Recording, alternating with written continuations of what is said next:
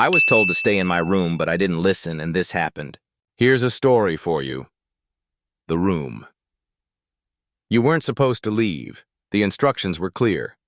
Stay in your room, no matter what, until I come back. But you'd always been bad at following rules. It was late, the kind of late where the air feels thick and the shadows stretch too long.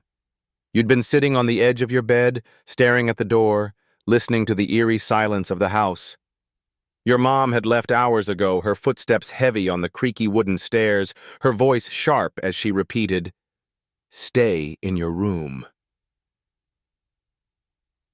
But now, curiosity gnawed at you.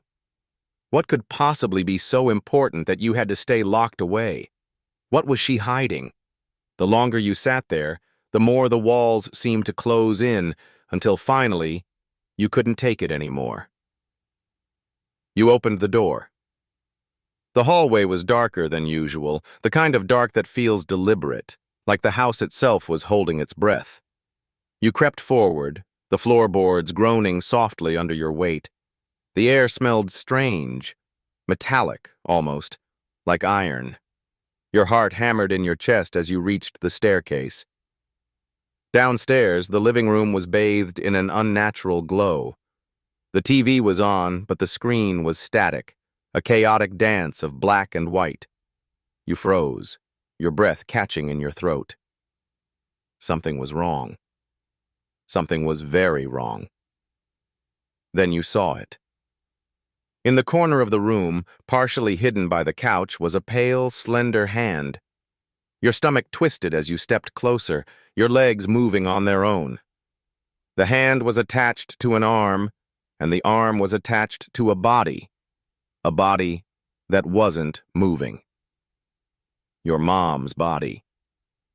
She was lying on the floor, her eyes wide and unseeing, her face frozen in a look of pure terror.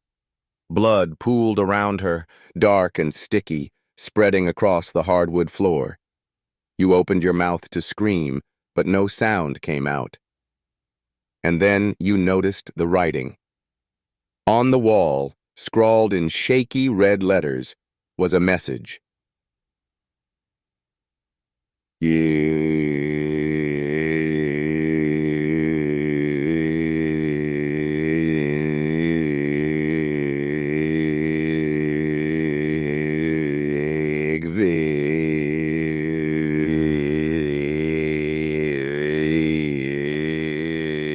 The words seemed to pulse, the letters twisting and writhing as if alive.